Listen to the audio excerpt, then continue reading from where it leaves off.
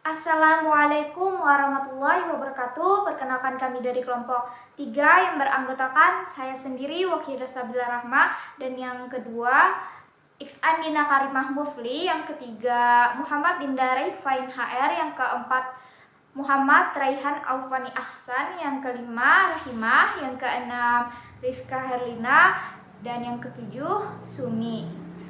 Kami membuat video ini untuk menyelesaikan tugas mata kuliah Sejarah Peradaban Islam yang akan menjelaskan tentang pertumbuhan dan perkembangan peradaban Islam Bani Fatimiyah Mesir. Mari kita simak videonya. Nah, sekarang kita memasuki pembahasan yang pertama, perkembangan peradaban Islam Bani Fatimiyah Mesir.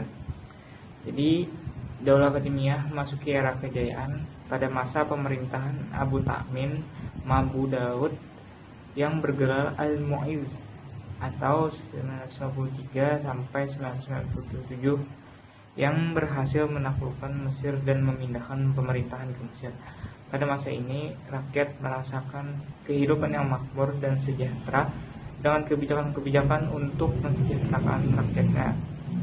Indikatornya adalah banyaknya bangunan fisik seperti masjid, rumah sakit, penginapan, jalan utama yang dilengkapi lampu-lampu dan pusat perbelanjaan. Pada masa ini pula berkembang berbagai jenis perusahaan dan kerajinan seperti tenunan, keramik, perhiasan emas dan perak, peralatan kaca, ramuan, dan obat-obatan.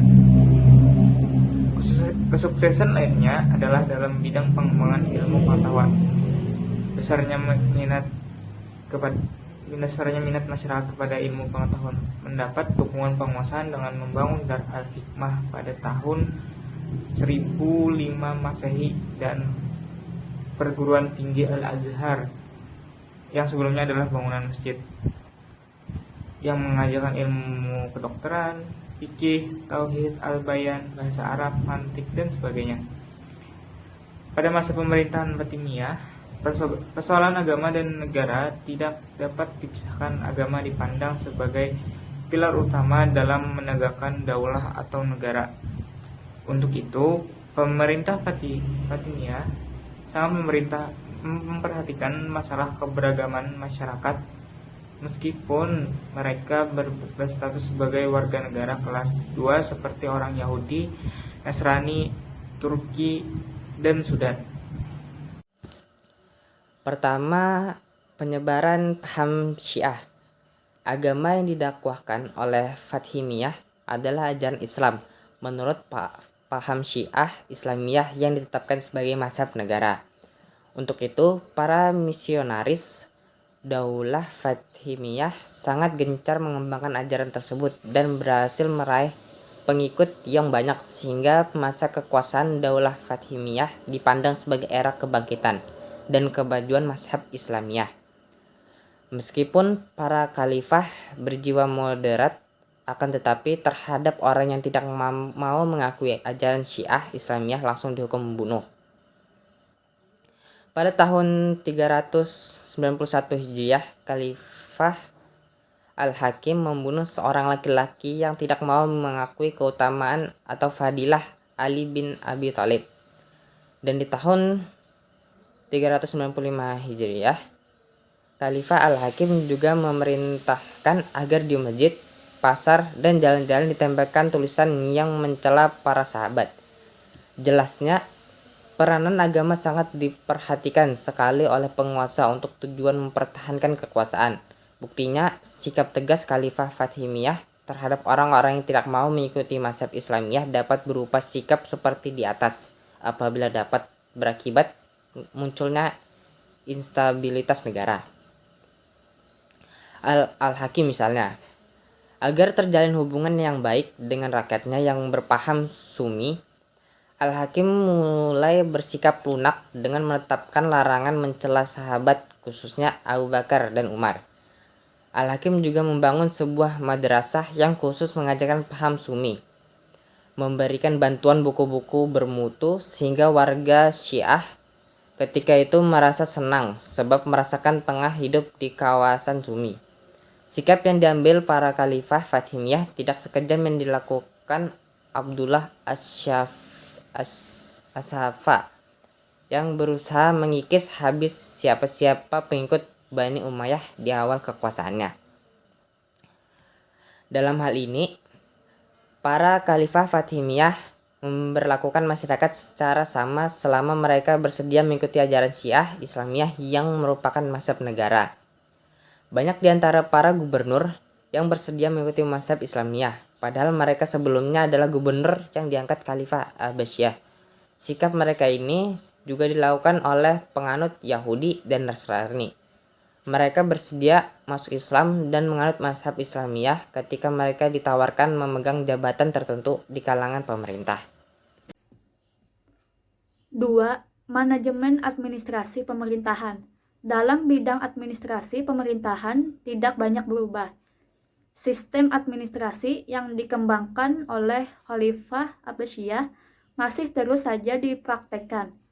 Khalifah menjabat sebagai kepala negara baik dalam urusan keduniaan maupun urusan spiritual. Ia berwenang mengangkat sekaligus memberhentikan jabatan-jabatan di bawahnya.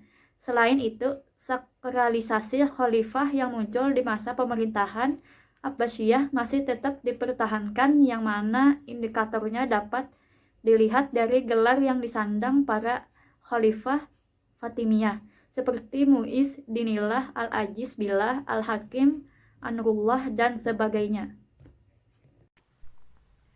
2. Manajemen administrasi pemerintahan.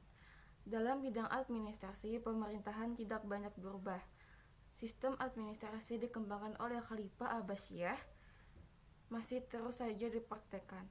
Khalifah menjabat sebagai kepala negara baik dalam urusan keduniaan maupun urusan spiritual. Ia berwenang mengangkat sekaligus memberhentikan jabatan-jabatan di bawahnya. Selain itu, skarlasi khalifah yang muncul dari pemerintahan Abbasiyah masih tetap dipertahankan, yang mana indikatornya dapat dilihat dari gelar yang disandang para khalifah Fatimiyah seperti Mu'izz Dinillah, Al-Aziz Billah, Al-Hakim Anrullah, dan sebagainya. 3. Perkembangan ilmu pengetahuan. Dinasti Fatimiyah memiliki perhatian besar terhadap ilmu pengetahuan. Fatimiyah membangun Masjid Al-Jauhar yang di akhirnya di dalam terdapat kegiatan-kegiatan pengembangan ilmu pengetahuan, sehingga berdirilah Universitas Al-Jauhar yang nantinya menjadi salah satu pengguruan Islam tertua yang dibanggakan oleh ulama Sunni. Al-Hakim berhasil mendirikan Dar al-Hikmah, pengurusan Islam yang sejajar dengan lembaga pendidikan Cordoba, dan berhadap perpustakaan Dar al-Ulum digabungkan dengan Dar al-Hikmah yang berisi berbagai buku ilmu pengetahuan. Ada beberapa ulama yang muncul pada saat itu adalah yang pertama, Muhammad At-Tamimi, ahli fisika dan kedokteran. 2. Al-Kindi, ahli sejarah dan filsafat. 3. Al-Numan, ahli hukum dan menjabat sebagai hakim. Yang keempat, Ali bin Yunus, ahli astronomi. Dan yang kelima, Ali Al-Hasan Ibn Al-Khaitami, ahli fisika dan optik. Indikasi-indikasi kemajuan tersebut dapat diketahui banyaknya bangunan-bangunan yang dibangun berupa masjid-masjid universitas, rumah sakit, dan penginapan megah. Jalan utama dibangun dan dilengkapi dengan lampu-lampu warna-warni. Pertumbuhan peradaban Islam Bani Fatimiyah Mesir. Dinasti Fatimiyah berdiri pada tahun 297 Hijriah sampai 990 Masehi dan berakhir pada tahun 567 Hijriah atau 1171 Masehi. Pada awalnya hanya merupakan gerakan keagamaan yang berkedudukan di Afrika Utara dan kemudian pindah ke Mesir. Dinasti Fatimiyah berdiri pada tahun 297 Hijriah atau 910 Masehi dan berakhir pada tahun 567 Hijriah atau 1171 Masehi yang pada awalnya hanya merupakan sebuah gerakan keagamaan yang berkedudukan di Afrika Utara dan kemudian pindah ke Mesir. Dinasti ini dinisbatkan kepada Fatimah Zahra, putri Nabi Muhammad SAW, dan sekaligus istri Ali bin Abi Thalib radhiyallahu anhu. Dan juga dinasti ini mengklaim dirinya sebagai keturunan garis lurus dari pasangan Ali dan Fatimah. Namun, masalah nasab keturunan Fatimiyah ini masih dan terus menjadi perdebatan antara para sejarawan. Dari dulu hingga sekarang, belum ada kata sepakat di antara para sejarawan mengenai nasab keturunan ini. Di antara faktor penyebabnya antara lain, pertama, pergolakan politik dan mazhab yang sangat kuat sejak wafatnya Rasulullah SAW.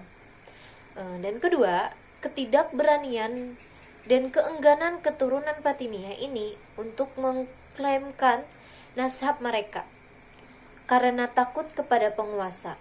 Ditambah lagi penyembunyian nama-nama para pemimpin mereka sejak Muhammad ibnu Ismail hingga Ubaidillah al-Mahdi. Beberapa tokoh filsuf yang muncul pada masa dinasti Fatimiyah ini adalah antara lain: pertama, Abu Hatim Ar-Razi. Dia adalah seorang dai Islamiyah yang pemikirannya lebih banyak dalam masalah politik. Selanjutnya adalah yang kedua, Abu Abdillah An-Nashafi. Dia adalah seorang penulis kitab Al-Mashhul. Kitab ini lebih banyak membahas masalah al-ushul, al-mazhab, al-ismaili.